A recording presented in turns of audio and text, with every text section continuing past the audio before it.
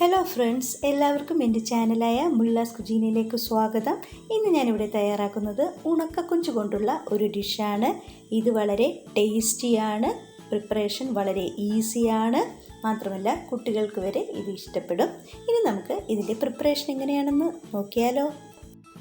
ഞാനിവിടെ 1 കപ്പ് ഉണക്കക്കൊഞ്ചാണ് എടുത്തിരിക്കുന്നത്.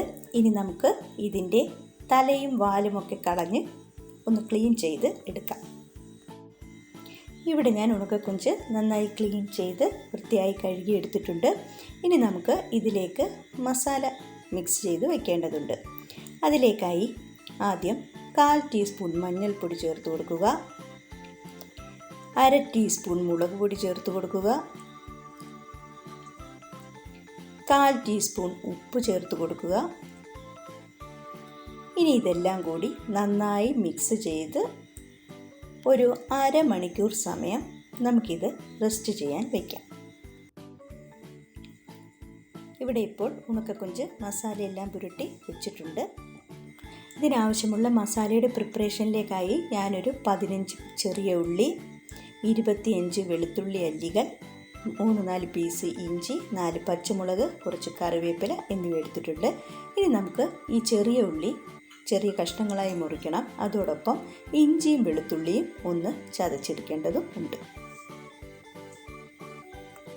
ഒരു ഫ്രൈയിങ് പാൻ അടുപ്പിൽ വെച്ച് ചൂടാകുമ്പോൾ അതിലേക്ക് 3 ടേബിൾ സ്പൂൺ നല്ല വെളിച്ചെണ്ണ ഒഴിച്ചു കൊടുക്കുക.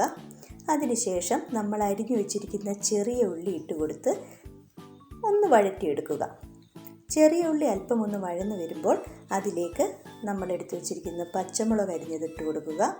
ശേഷം അതിലേക്ക് കറിവേപ്പില ഇട്ട് കൊടുക്കുക.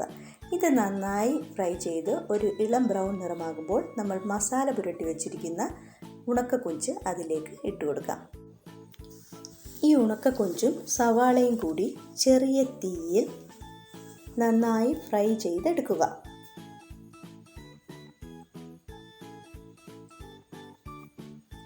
ഇത് അത്യാവശ്യം ഫ്രൈ ആകുമ്പോൾ നമുക്ക് 1/2 ടീസ്പൂൺ മഞ്ഞൾപ്പൊടി ഇട്ട് കൊടുക്കാം, 1 ടീസ്പൂൺ മുളക് പൊടി, 3/4 ടീസ്പൂൺ കുരുമുളക് പൊടി,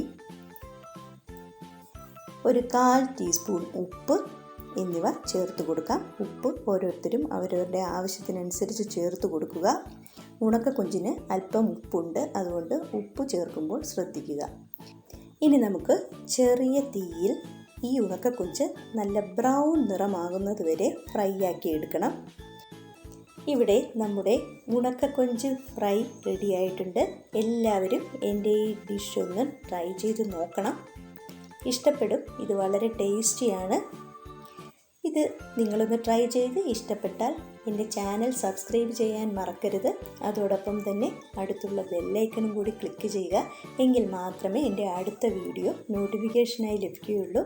ഇത് മാത്രമല്ല, നിങ്ങൾക്ക് എൻ്റെ ഈ റെസിപ്പി ഇഷ്ടപ്പെട്ടാൽ നിങ്ങളുടെ വിലയേറിയ കമൻറ്റുകൾ കമൻറ്റ് ബോക്സിൽ രേഖപ്പെടുത്തുക. മറ്റൊരു വീഡിയോയുമായി വളരെ പെട്ടെന്ന് തന്നെ ഞാൻ എത്തിച്ചേരുന്നതാണ്. Thanks for watching my video. Thank U.